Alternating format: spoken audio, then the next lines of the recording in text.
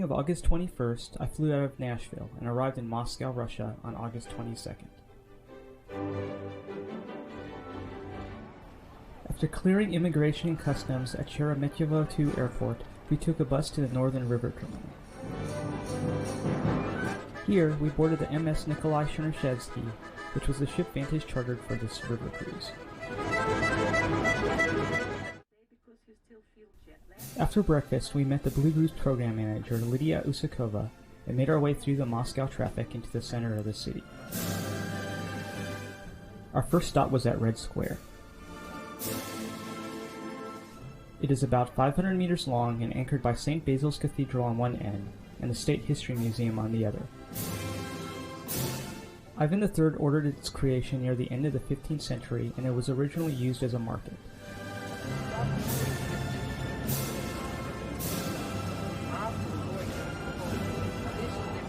The square gets its name from the Russian word krasnaya. In Old Russian, this originally meant beautiful, but the meaning later changed to red. The association to communism is completely coincidental. St. Basil's Cathedral was commissioned by Ivan the Terrible to celebrate the capture of the Tatar stronghold of Kazan. Building was completed in 1561.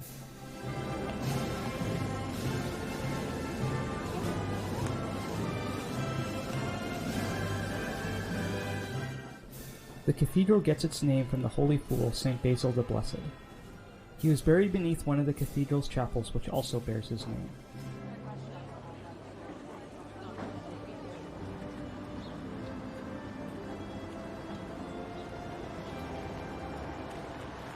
Lenin's mausoleum is another important landmark on Red Square. Lenin, who died in 1924 and actually wished to be buried next to his mother in St. Petersburg, has his body preserved and on display inside. On the northeastern side of Red Square, opposite the Kremlin, is GUM. This was a State Department store, but is now a high-end shopping mall.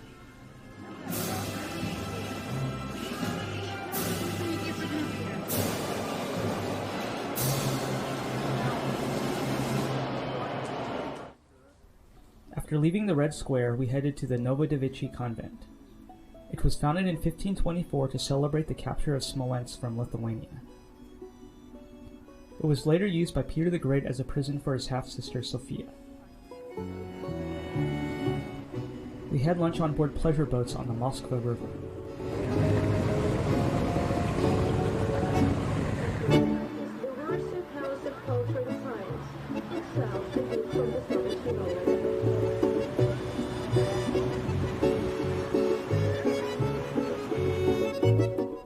The cruise along the river provided excellent and unique views of the Kremlin, the Cathedral of Christ the Savior, and Gorky Park.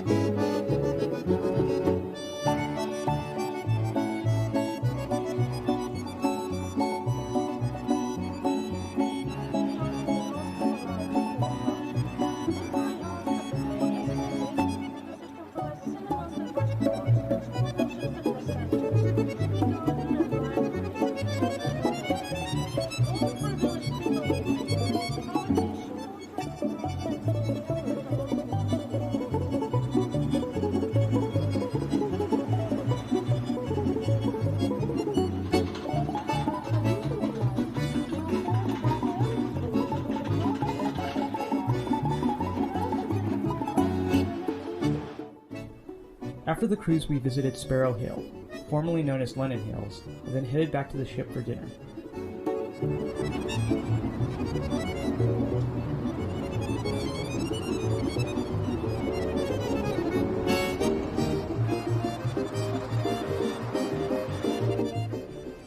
After dinner, we went to the Nikolin Circus, also known as the Old Moscow Circus.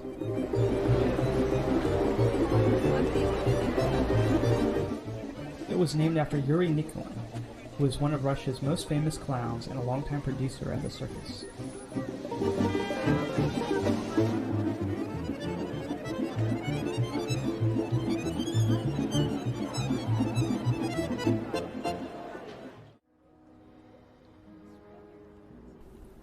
On August 24th, we headed to the Kremlin.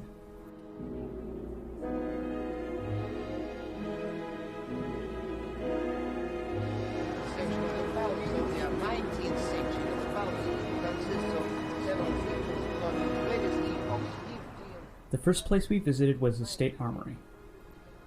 It was built as a museum by Nicholas I in 1851. Inside are collections of armor, clothes, carriages, icons, silverware, and also Fabergé eggs. 54 Fabergé eggs were made for the Tsars Alexander III and Nicholas II between 1885 and 1917.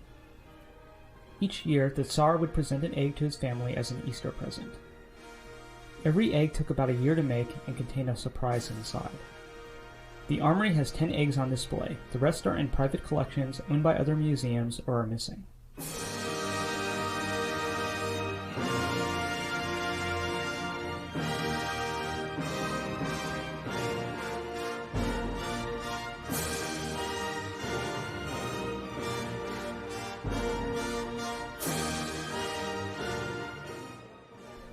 Also on the grounds of the Kremlin is the Cathedral of the Annunciation, the Cathedral of the Archangel, the Ivan the Great Bell Tower, and the Cathedral of the Assumption.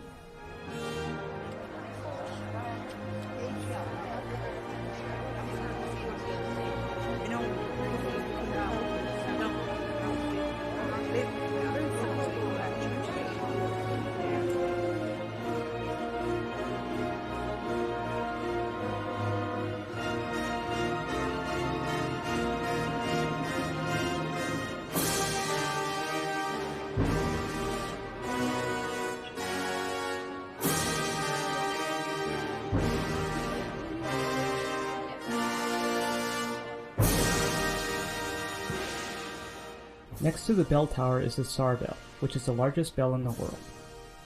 A piece broke off shortly after it was cast in 1737 after it accidentally came into contact with water while it was cooling off.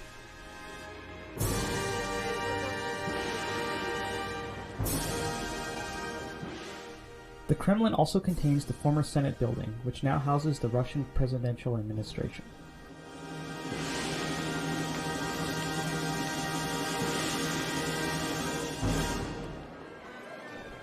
In the evening, we headed to the new opera theater at the Moscow Hermitage Gardens to see a performance by the Imperial Russian Ballet.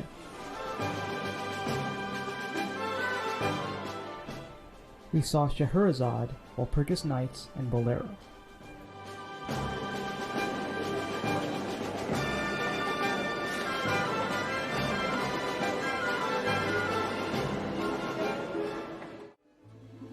On Saturday morning, we took a tour of some of the ornate stations in the Moscow Metro. The first station we visited was the Revolutionary Square station.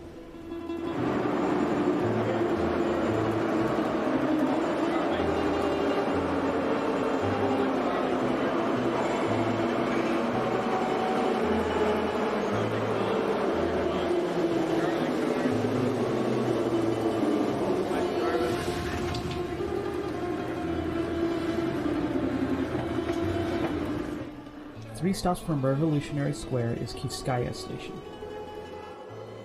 The frescoes in the station depict Ukrainian life.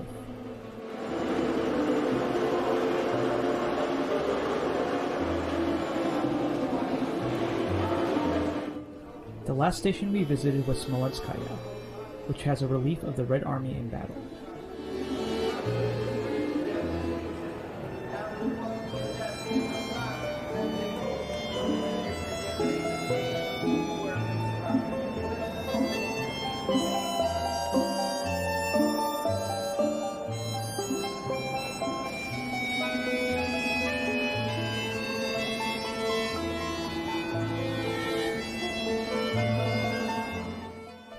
From the subway station, we took a short walk to Arbat Street to do a little shopping. Arbat Street is one of the main pedestrian streets in Moscow and is lined with shops and restaurants.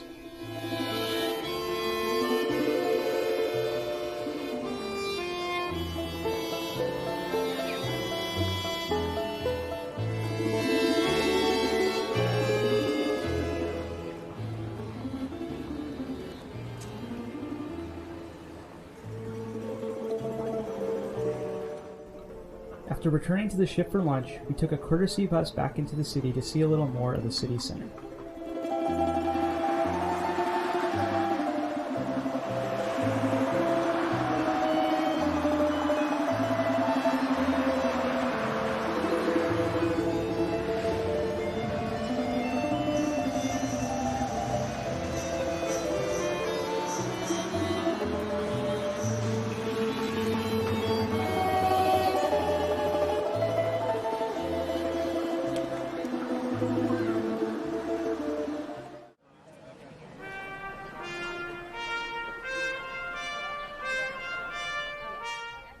On our last morning in Moscow, we visited the Tretyakov Art Gallery.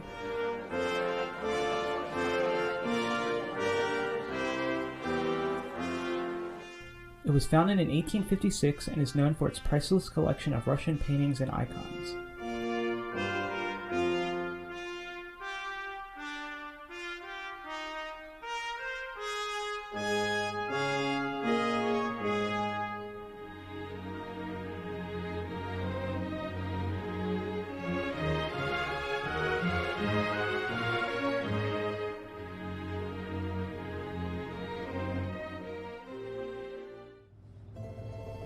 At around 2:30, the ship left Moscow and headed up the Moscow Canal toward the Volga River.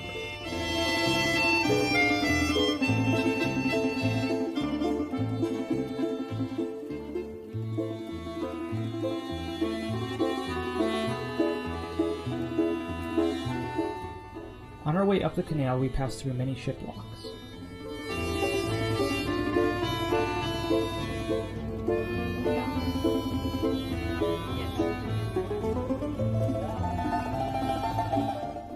In the evening, we had a captain's welcome reception and a captain's welcome dinner. Natasha Stepanova, Larissa Tkach. Let's welcome them in the instructor and further.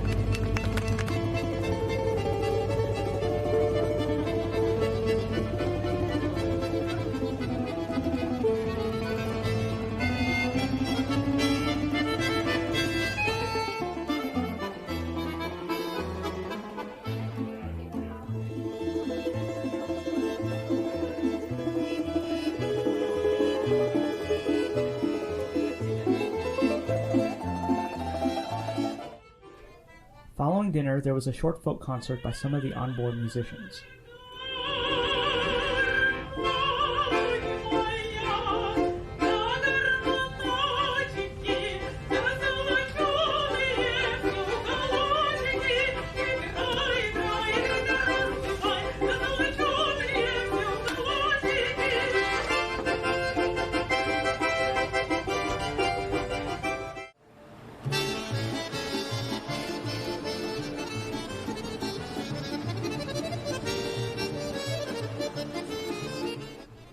While cruising down the Volga River toward Uklik, Lydia gave a Russian language lesson where we were taught how to read Cyrillic and learned to sing some Russian songs.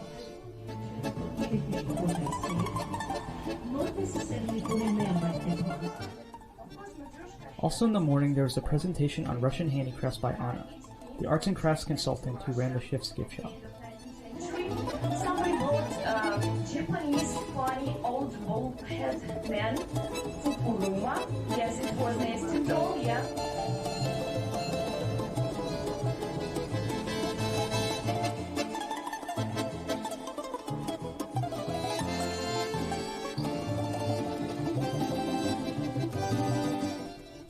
At around 2 p.m., we arrived in the town of Uklik.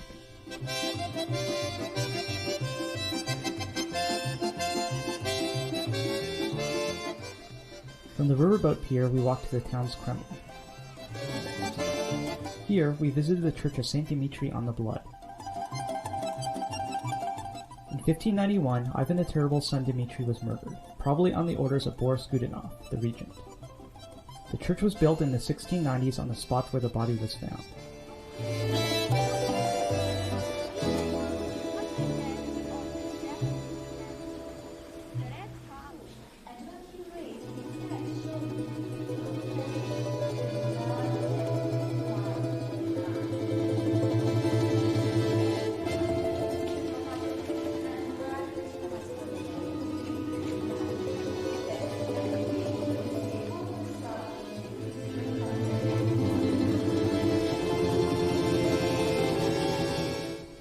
Also on the grounds of Uglik's Kremlin is the Transfiguration Cathedral. It is an active Russian Orthodox church that was built in 1713.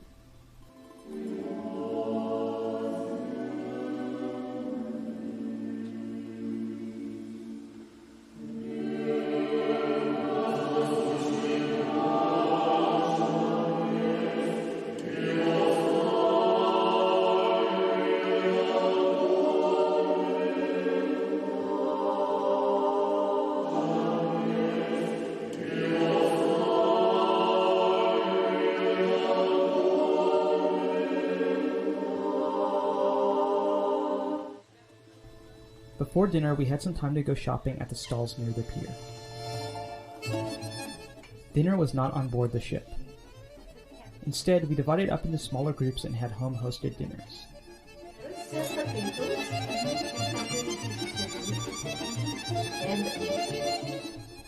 At 8 p.m., we reboarded the Chernyshevsky and departed Uklik.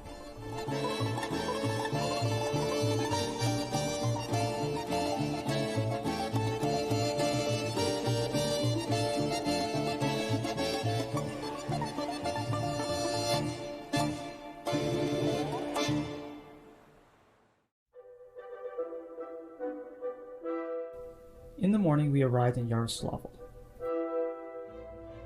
The city was founded in the 11th century on the site of a pagan trading post. According to legend, Yaroslavl the Wise was able to subjugate the inhabitants of the trading post by killing their sacred bear with an axe. As a result, the bear and axe has become the symbol of the city. Our first stop was at the Yaroslavl Puppet Theater.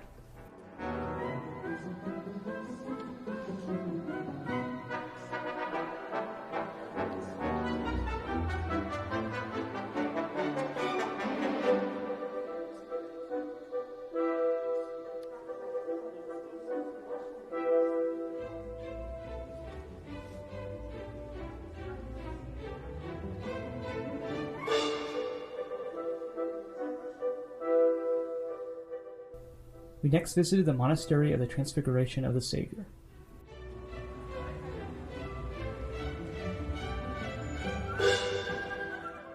The monastery was founded in the 12th century. In the 16th century, it was one of Russia's richest and best fortified monasteries.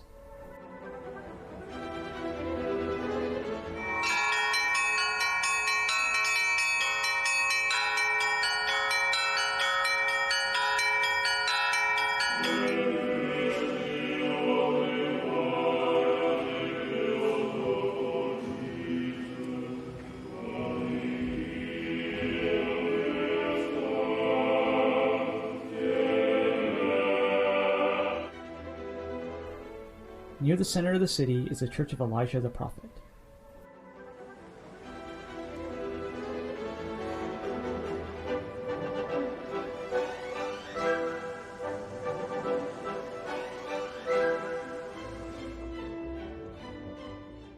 It was built by fur merchants in the 17th century and is famous for its well-preserved frescoes.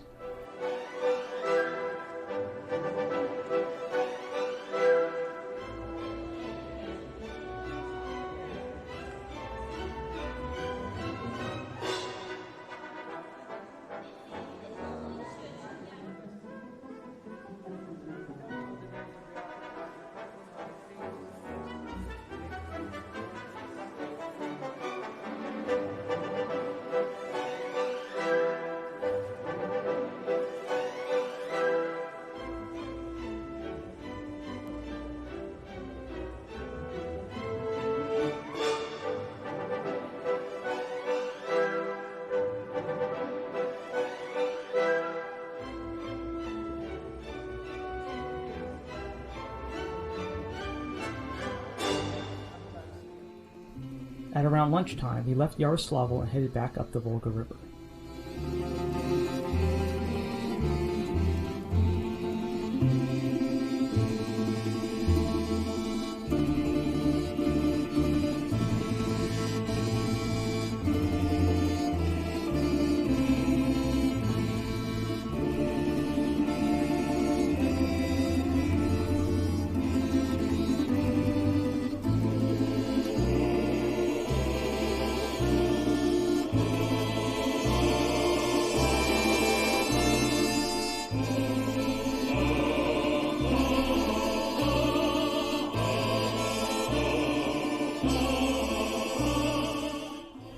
One of the activities in the afternoon was painting our own Matryoshka dolls.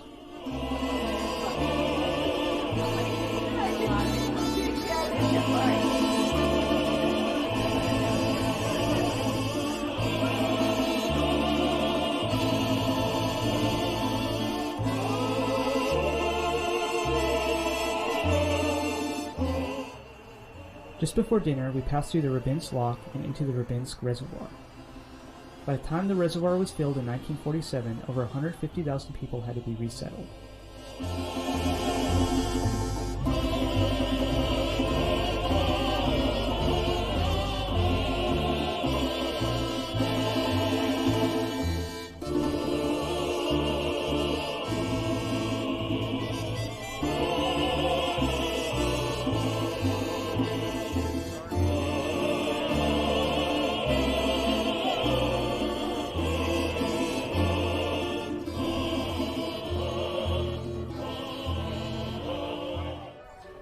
After dinner, there was a Russian dance class, and a performance of Russian Soul by Igor, the Neva bar musician.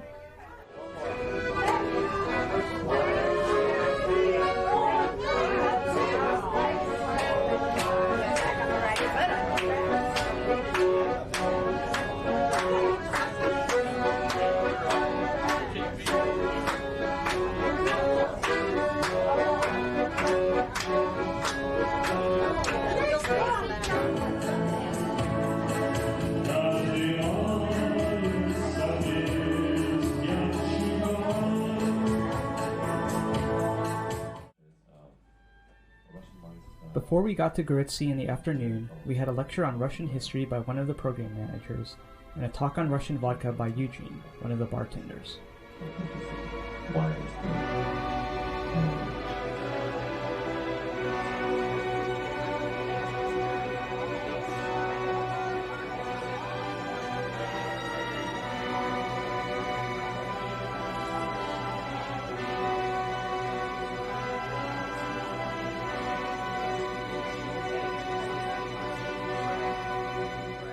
At 1 p.m., we arrived in Goritsi and took buses to the nearby town of Kirilov. At Kirilov, we toured the Kirilo-Belozersky Monastery. It was founded in 1397 by a monk who was shown the towers of the monastery in a vision he had of the Virgin Mary.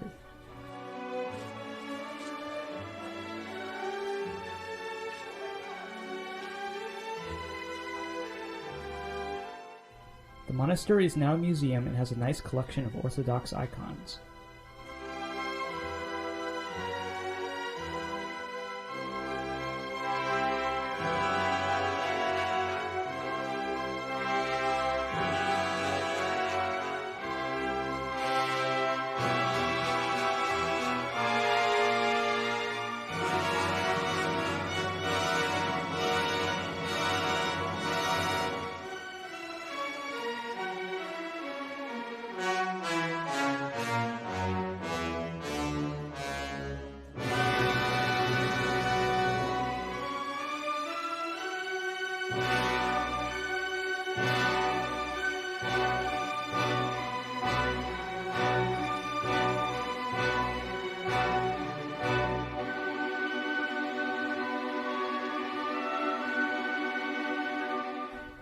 While continuing up the Volga-Baltic Canal, we had a blini cooking demonstration by Chef Pavel.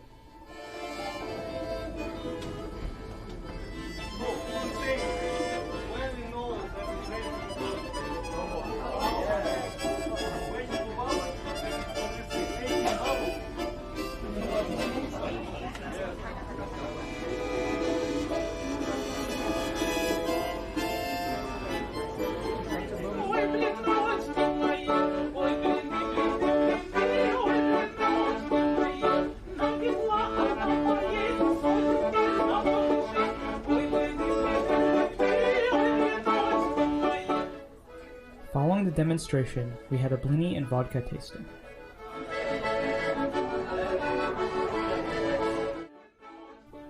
We all had a shot of plain, pepper, and cranberry vodka to go along with our blinis with red caviar.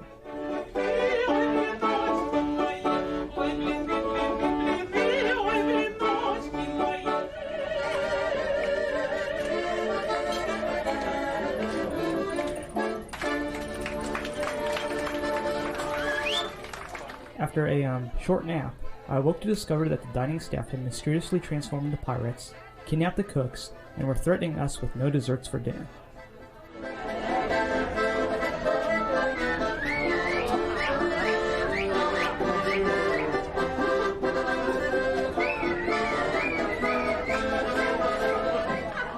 No dessert tonight. No dessert. Now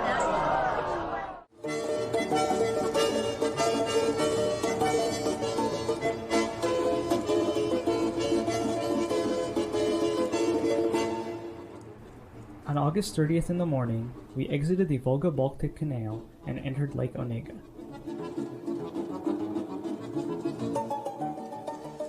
It is the second largest lake in Europe.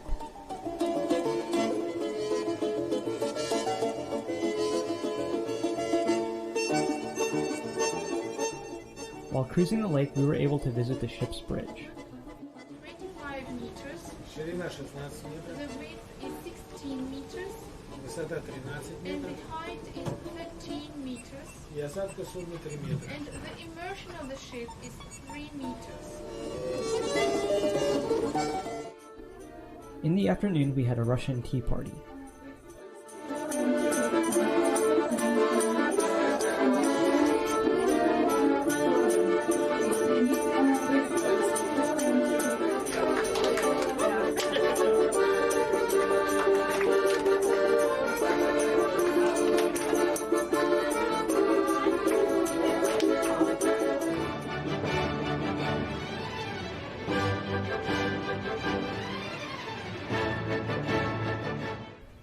At 5 p.m. we arrived in Kizi.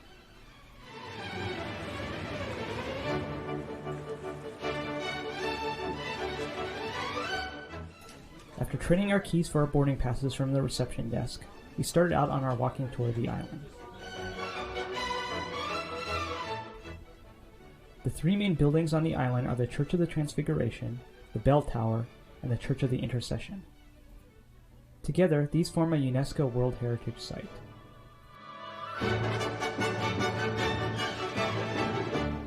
The Church of the Transfiguration was built in 1714 without the use of a single nail.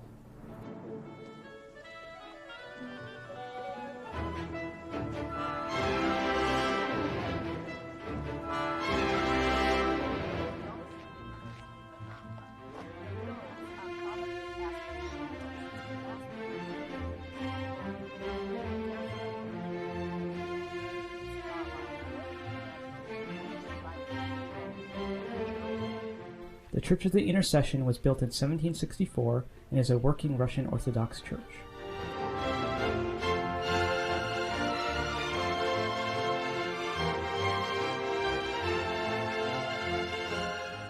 Inside the church is a nice collection of 16th to 18th century icons.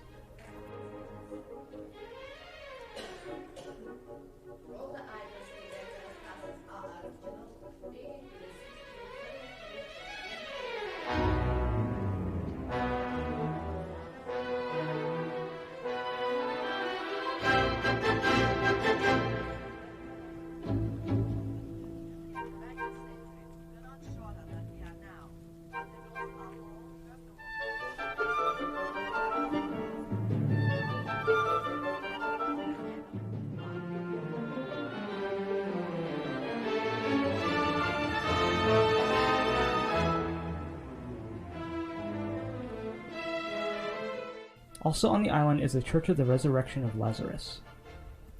It was actually constructed in Murom in the 14th century and moved here. It may be one of the oldest wooden buildings in Russia.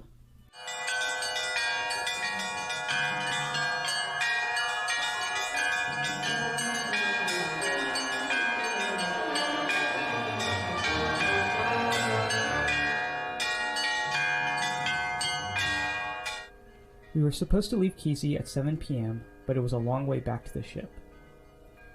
Luckily, no one was left behind with the poisonous snakes on the island. After everyone returned their boarding passes, we left Kizi and went to eat dinner.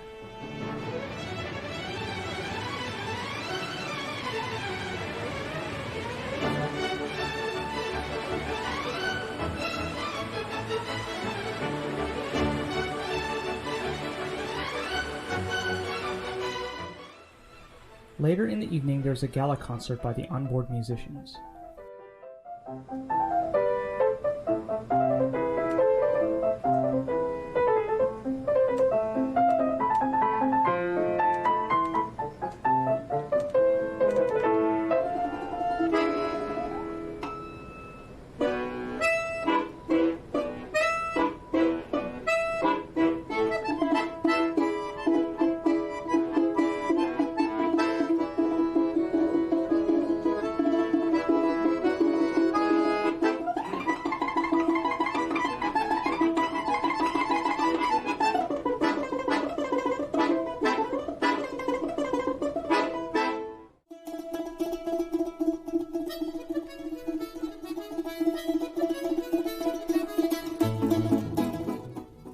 Androgi is a fairly recent reconstruction of a traditional Russian village along the banks of the Svir River.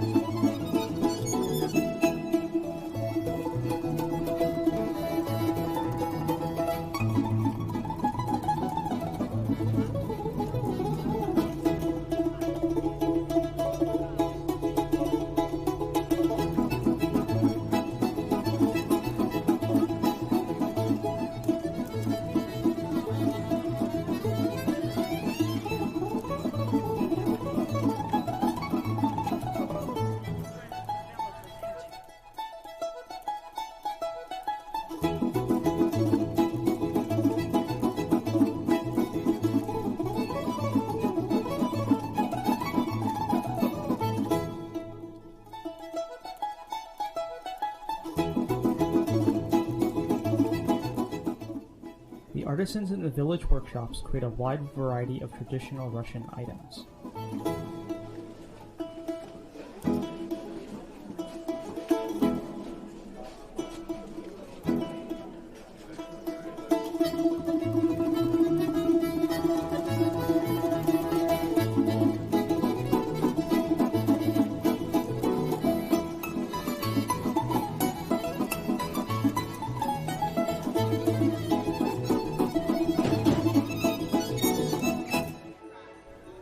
For lunch, we had a shashlik picnic on shore.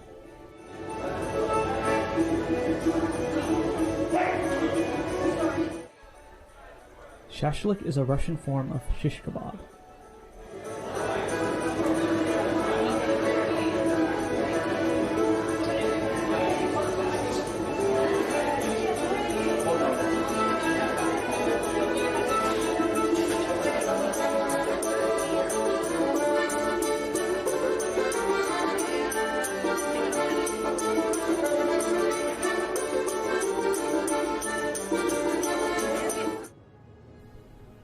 After lunch, we continued down the Svir River, passing through the lower Svir ship lock.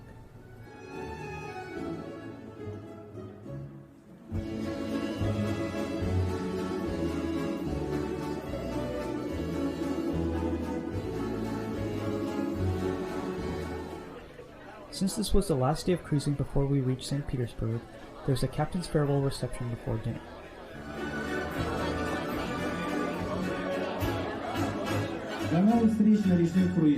And one more time, we do not say goodbye, we say see you. See you on river cruises in Russia, on board of our ship. Following the reception, we entered Lake Ladoga, which is the largest lake in Europe and the 14th largest in the world. This was the only part of our cruise where the water got a little rough.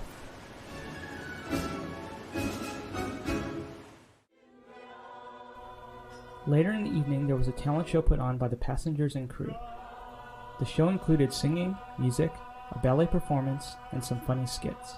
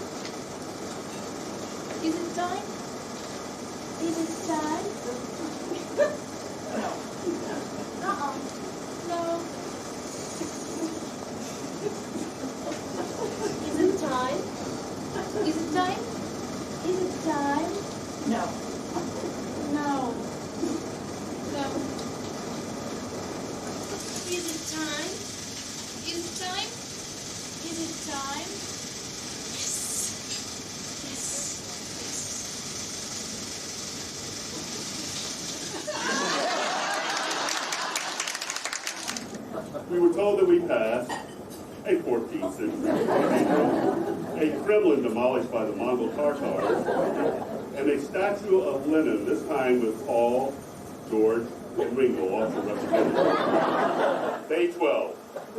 In St. Petersburg, the ship took on 1,200 tons of water, 1 ton of fresh fruit, and the passengers brought over 2 tons of souvenirs. I've had a good time on this trip. I think I would refer to it as my animal trip. I ate like a pig. I drank like a fish. I followed the guide like a sheep. And I carried souvenirs like a camel.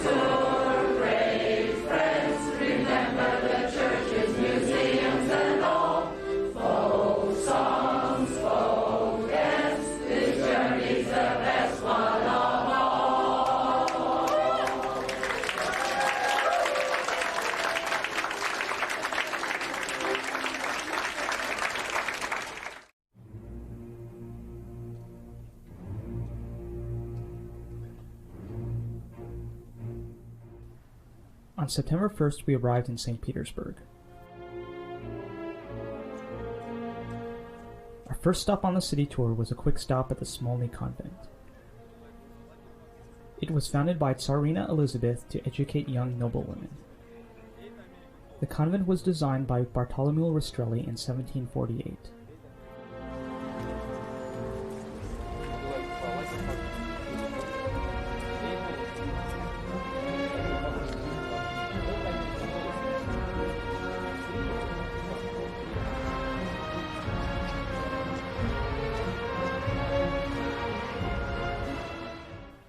Next, we stopped by the rostral columns to take in the view of the Winter Palace, the Admiralty, and the St. Peter and Paul Fortress.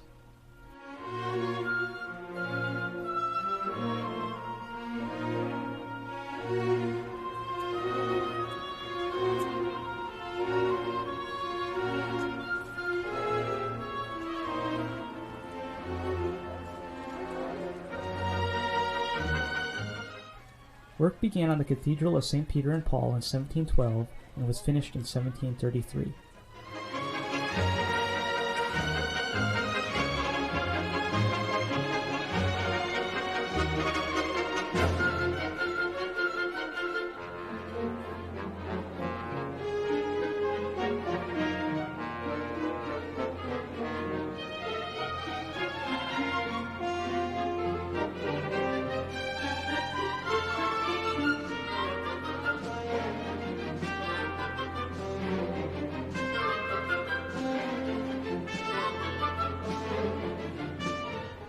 The cathedral contains the tombs of all of the Romanov monarchs since Peter the Great, except for Peter II and Ivan VI.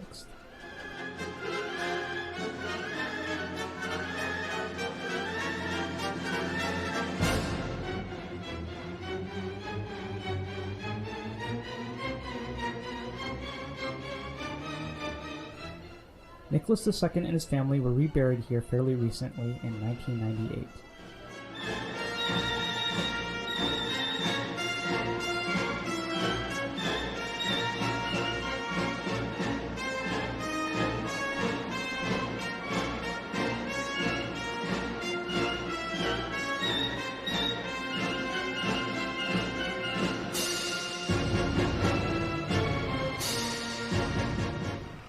Our next stop was at St. Isaac's Square to see St. Isaac's Cathedral. It was opened in 1858 and is the fourth largest cathedral in the world, behind St. Peter's in Rome, St. Paul's in London, and the Cathedral in Florence.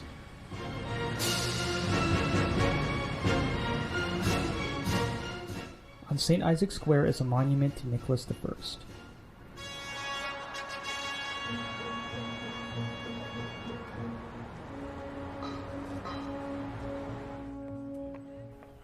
Our last stop on the city tour was the Church on Spilled Blood. It is also known as the Resurrection Church of Our Savior. It was built on the spot where Tsar Alexander II was assassinated on March 1, 1881. It was built between 1883 and 1907 and was modeled after St. Basil's Cathedral in Moscow.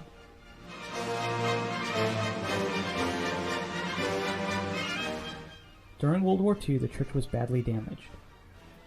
Restoration work began in 1970 and was completed in 1997.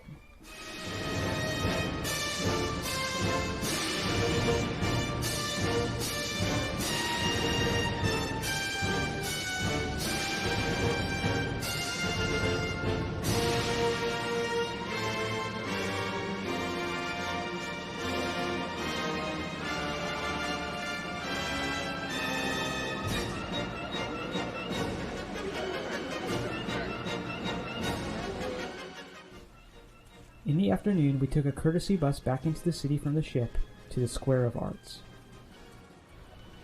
From there, we took a short walk to Nevsky Prospect, St. Petersburg's main shopping and entertainment street.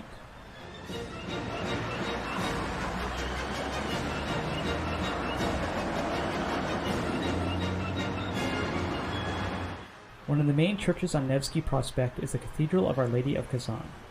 Building began in 1801 and it was completed in 1811. The architect who designed it was inspired by St. Peter's Cathedral in Rome.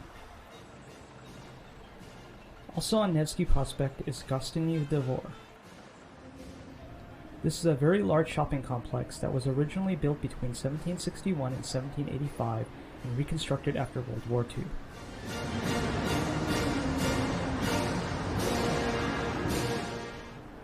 We left the city center at 4:30 and headed back to the ship. After dinner, we went to see the ballet Gazelle at the Hermitage Theatre.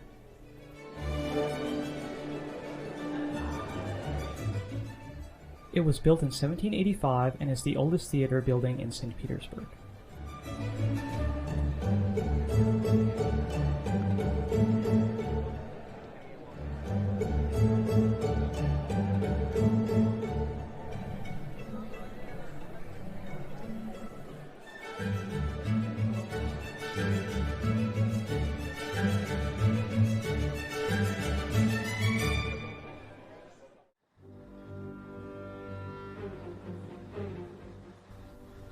On September 2nd, we first stopped at the cruiser Aurora. A shot from its gun signaled the Bolsheviks to storm the Winter Palace, marking the start of the October Revolution in 1917.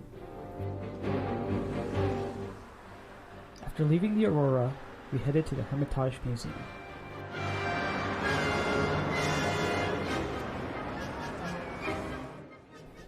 The Hermitage consists of a couple of buildings, including the Winter Palace, the Large Hermitage, and the Little Hermitage. Building began in 1754 on the Winter Palace for Tsarina Elizabeth.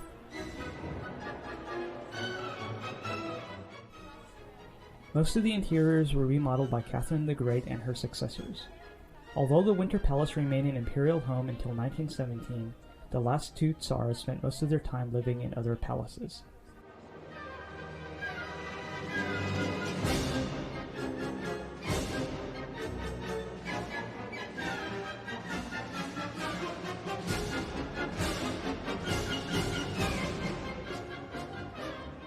The Little Hermitage was built between 1764 and 1775 for Catherine the Great to hold the royal family's art collection. The Large Hermitage was built for Nicholas I between 1839 and 1851 and was opened as a public museum in 1852.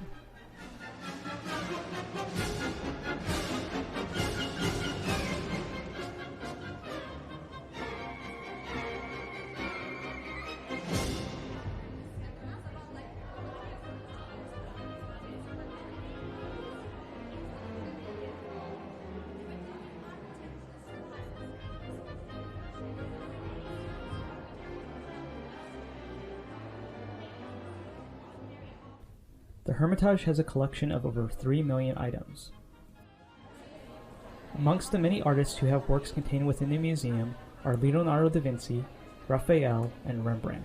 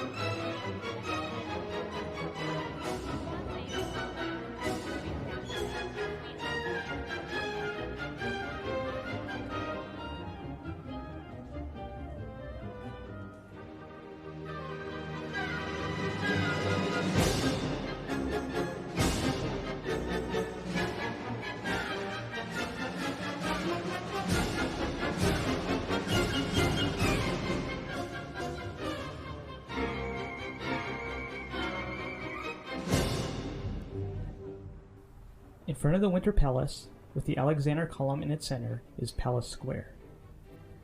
This is where Bloody Sunday took place, where the Tsar's troops fired on thousands of unarmed demonstrators in 1905.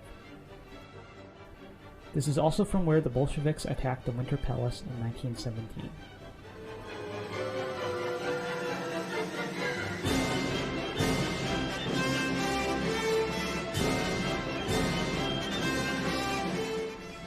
On the opposite side of the square is the General Staff Building, which used to be the headquarters of the Russian Army.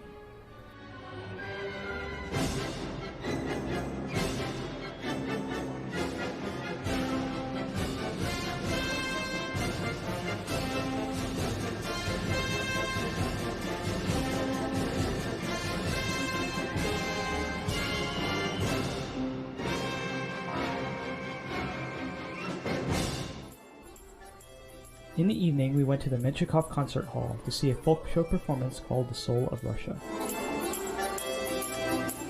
Champagne and red caviar was served during the intermission.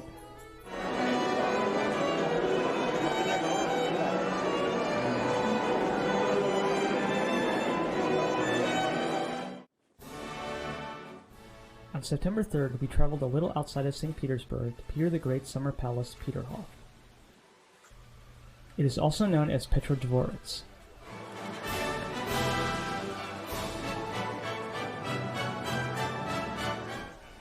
Peterhof is often called the Russian Versailles.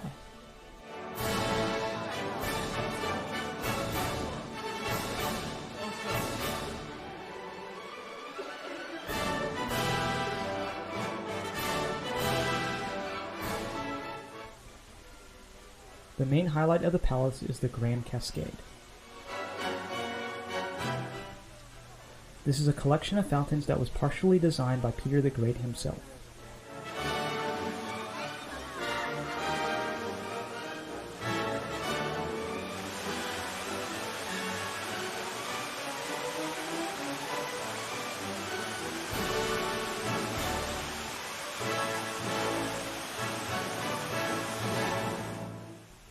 The Grand Cascade was built to celebrate Russia's victory in the Great Northern War against Sweden in the beginning of the 18th century.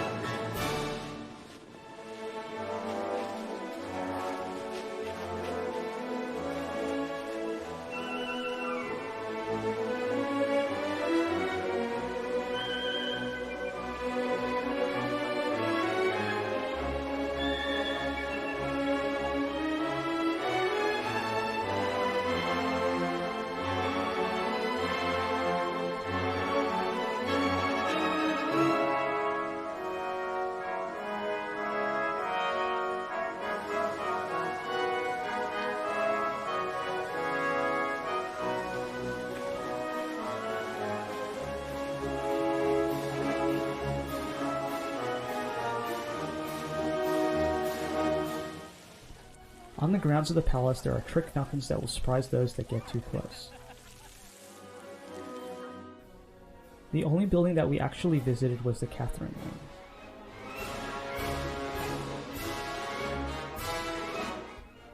This was built for Tsarina Elizabeth between 1747 and 1754.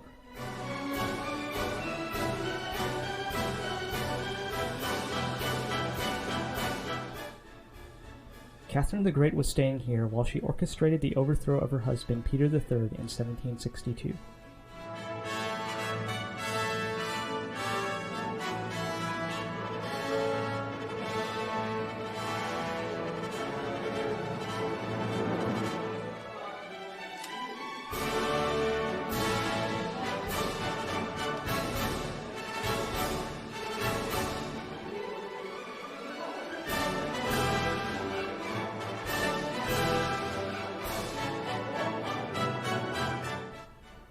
Later in the afternoon, we took a courtesy bus into the center of St. Petersburg and walked along the city's many canals and bridges.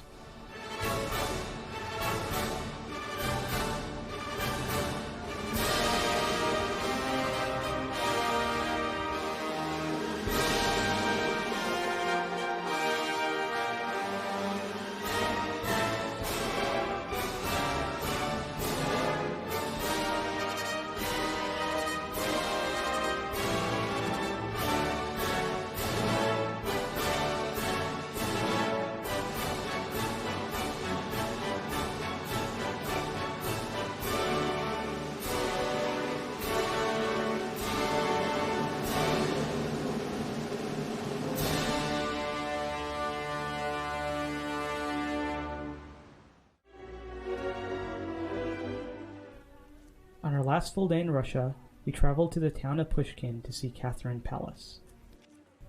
The palace was built for Tsarina Elizabeth, and she named it in honor of her mother Catherine I. Catherine the Great had many of the rooms remodeled during her reign. The palace was badly damaged during World War II, but about 20 of the staterooms have been restored and are now opened.